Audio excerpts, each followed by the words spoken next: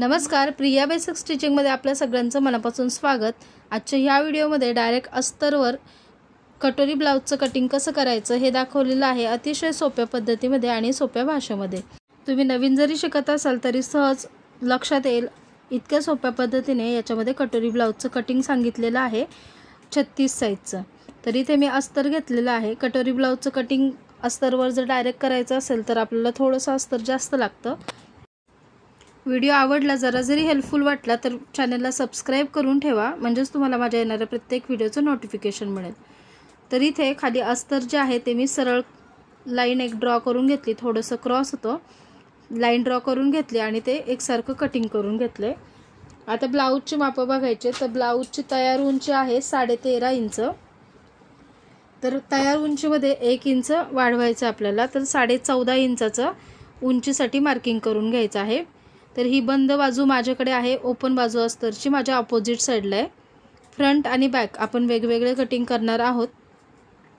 तर इथं 14.5 इंचाचं मी मार्किंग करून घेतलं बंद बाजूकडून आणि समांतर अंतरावर पण टेप ठेवला आणि 14.5 इंचाचं मार्किंग करून घेतलं, त्यामुळे आपली लाईन क्रॉस जात नाही। ही जी लाईन आहे ती ड्रॉ करून घेतली। बॅकचा नेक डीप आहे, त्याच्यामुळे डीप नेकनुसार इथे शोल्डर घ्यायचे। तर इथे शोल्डरचं मार्किंग केलं 5.25 इंचावर आणि तिथे खाली समांतर अंतरावर 5.25 इंचाचं मार्किंग केले। आर्महोल घेतलेला आहे 6 इंच आणि आर्महोलचं सुद्धा मार्किंग करून घेतले। ह्या दोन लाईन ज्या आहेत त्या ड्रॉ करून घेतलं, शोल्डर आणि आर्महोल। आता जी आर्महोलची लाईन आहे त्याच्यावर चेस्टचं मार्किंग करायचं, छातीचं मार्किंग। तर इथे चेस्ट आहे 36 इंच, त्याचा चौथा भाग होतो 9 इंच आणि त्याच्या पुढे 2 इंच शिलाई मार्जिन। खाली कमरेचं आता मार्किंग करायचं, तर कंबर आहे 33 इंच, तर त्याचा चौथा भाग होतो 8.25 इंच आणि पुढे 1 इंच बॅकच्या टक्ससाठी आणि 2 इंच शिलाई मार्जिन। ह्या दोन लाईन ज्या आहेत त्या व्यवस्थित ड्रॉ करून घेतल्या।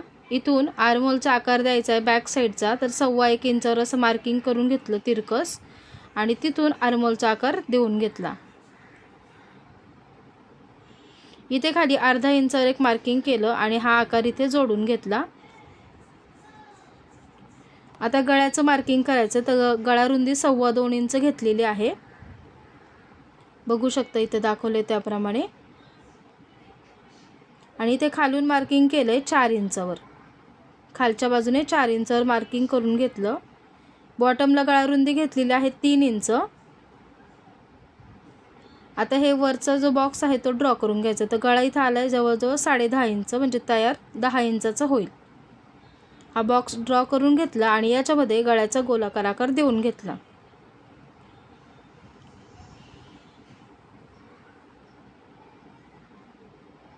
आता टक्सचं मार्किंग करायचं बॅकच्या, तर आडवा घेतलाय 4 इंचचा टक्स, दोन्हीकडे अर्धा इंच, अलीकडे अर्धा इंच, पलीकडे अर्धा इंच आणि उभा घेतलेला आहे 3.5 इंचचा, त्याचं सुद्धा मार्किंग करून घेतलं आणि हे अर्धा इंच टोटल 1 इंचचा टक्स घेतलेला आहे। तर असं हे आपलं बॅक पार्टचं ड्राफ्टिंग झालेलं आहे। आता ह्याचं कटिंग करून घेते। गळा जो आहे तो मी आता लगेच कटिंग करत नाही, जेव्हा अस्तरवर जोडणार आहे तेव्हाच तो कटिंग करणार आहे। तर जसं इथे मार्किंग केलंय त्याप्रमाणेच कटिंग करून घ्यायचे। आता राहिलेलं अस्तर जे आहे ते व्यवस्थित हंतरून घेतलंय आणि त्याच्यावर बॅक पार्ट ठेवलेला आहे। इथं पुढे जी कडा आहे त्या सोडून दिलेल्या आहेत आणि त्याच्यानंतर इथे बॅक पार्ट ठेवून घेतलेला आहे, जसा आहे तसाच ठेवून घेतलाय आणि आता जसा आहे तसा ड्रॉ करून घ्यायचा आहे। याला थोडंसं डार्क करून घेतलं।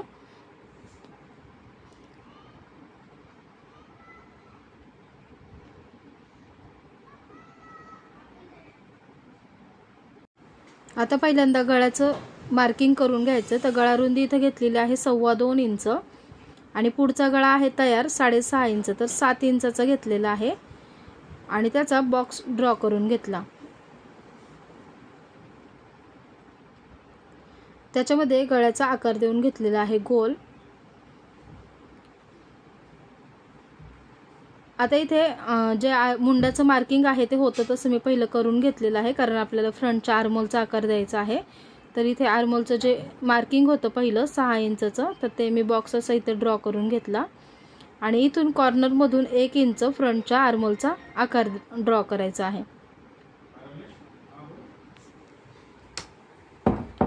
तर इथे असा आकार ड्रॉ करून घेतला.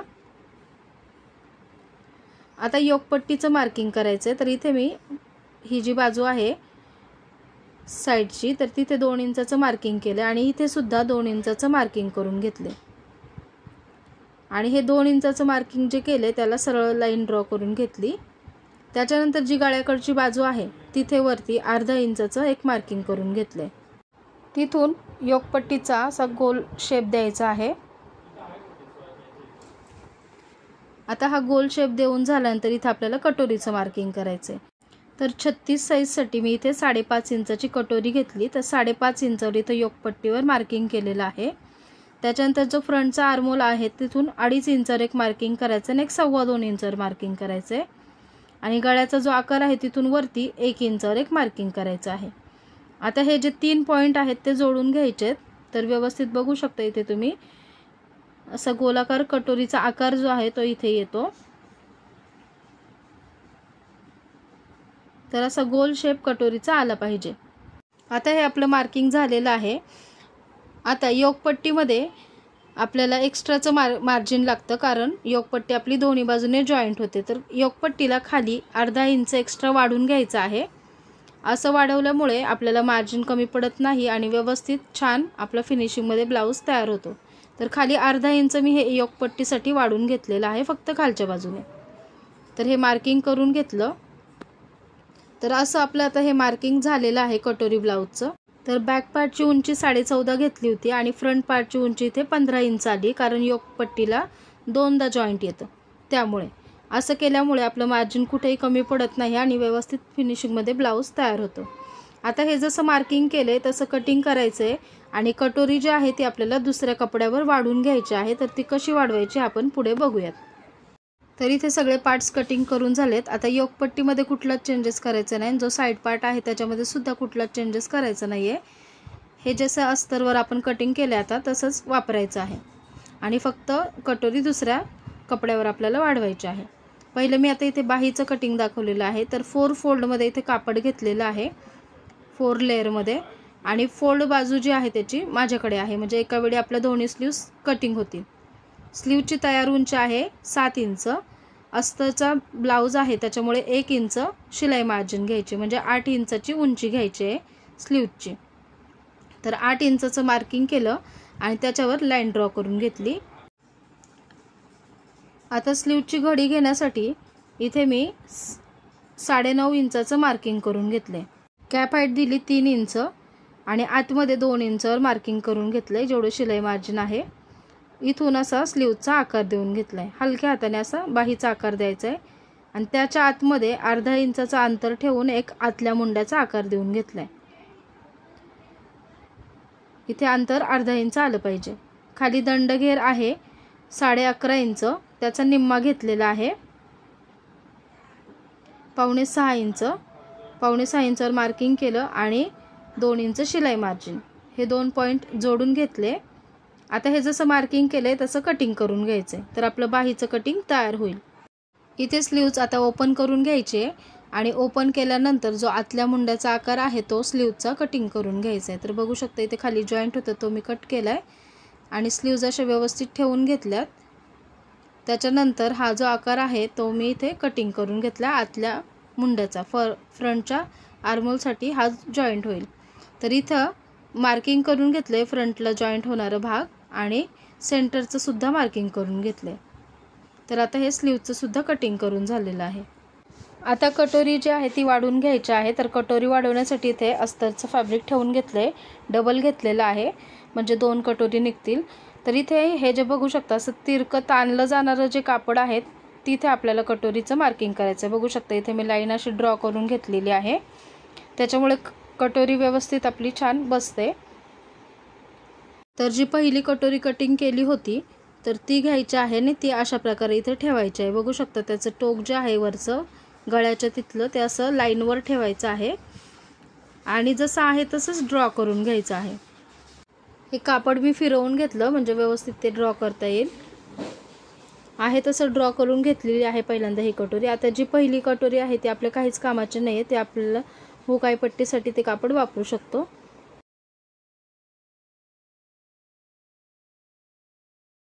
कटोरी कशी वाढवायची तर या साईडला इथे बघू शकता 1.5 इंच वाढवून घेतलेलं आहे एक्स्ट्रा आणि या साईडला सुद्धा 1.5 इंच वाढवलेलं आहे। वाढवताना सुद्धा हे जे लाईन आहेत त्या एकदम सरळ आल्या नाही पाहिजेत। बघू शकता इथे आकार कसा आहे। आता ही जी हुकायच्या पट्टीची बाजू आहे ती अशी जोडून घ्यायची इथे आणि जी ही या साईडची बाजू येणार आहे जिथे आपण साईडचा पार्ट जोडणार आहोत तिथं वरती 1/2 इंच मार्जिन वाढवून घेतलंय, मध्ये 1 इंच वाढवलंय, त्याच्या खाली थोडंसं 1.25 इंच वाढवलंय आणि खाली 1.5 इंच। तर असे हे 4 पॉईंट आहेत ते आपल्याला जोडून घ्यायचे। तर बघू शकता इथे मी 1/2 इंच इथे वाढवलेला आहे तो पॉईंट आणि खालचा 1.5 इंचचा पॉईंट असा राऊंड शेपमध्ये जोडून घेतलेला आहे। तर बघू शकता अशा प्रकारे हा कटोरीचा आकार आलेला आहे। आता ही आपली मूळ जी कटोरी आहे ती 5.5 इंचाची आहे, त्याचा सेंटर पॉईंट मार्किंग करायचा आहे। तर त्याचा सेंटर पॉईंट इथे आलेला आहे आणि हा सेंटर पॉईंट मार्किंग केल्यानंतर तिथून खाली 1.5 इंचावर मार्किंग करायचं आहे। 1.5 इंचावर मार्किंग केलं। आता हे जे दोन्ही साईडचे भाग आहेत ते इथे जोडून घ्यायचे अशा प्रकारे बघू शकता इथं तिरक्या लाईनमध्ये। तरी आता ही अशी आपली कटोरी जी आहे ती ड्रॉ करून झालेली आहे। पहिली कटोरी आता वापरायची नाहीये, हीच कटोरी आपल्याला आता कटिंग करायची आहे। तर हे संपूर्ण 36 साईजच्या कटोरी ब्लाउजचं कटिंग मी सांगितलेलं आहे अतिशय सोप्या पद्धतीमध्ये। जरी नवीन शिकत असाल तरी तुम्हाला सहजच लक्षात येईल। आता या कटोरीचे जे साईडचे टोक आहेत ते अशी व्यवस्थित एकमेकांवर ठेवून घ्यायचे आहेत आणि इथे थोडंफार काही कमी जास्त वाटत असेल तर कटिंग करून घ्यायचे। आता इथे सेंटरपासून आडवा 1.5 इंच आणि उभा 2.5 इंच असं टक्स देऊन घ्यायचं आहे। तर बघू शकता इथे मी मार्किंग करून घेतलंय, मी पिना लावून इथे जोडून दाखवते कशी येते कटोरी। तर इथे लाईन करून घेतली मी आणि त्याच्यावर पिन लावून घेतलेली आहे। तर बघू शकता अशा प्रकारे हा कटोरीचा आकार जो आहे तो येतो। तर खूप छान अशी कटोरी येते, अजिबात चपटी वगैरे होत नाही। तर बघू शकता अशा प्रकारे हे दिसते। तर संपूर्ण कटोरी ब्लाउजचं हे मी कटिंग सांगितलेलं आहे। व्हिडिओ आवडला जरी हेल्पफुल वाटला तर चॅनलला सबस्क्राईब करा। आधी सुद्धा चॅनलवर भरपूर व्हिडिओ अपलोड आहेत तर तुम्ही चॅनलला व्हिजिट करून ते व्हिडिओ सुद्धा पाहू शकता। पुन्हा भेटू अशाच एका युजफुल व्हिडिओमध्ये। धन्यवाद।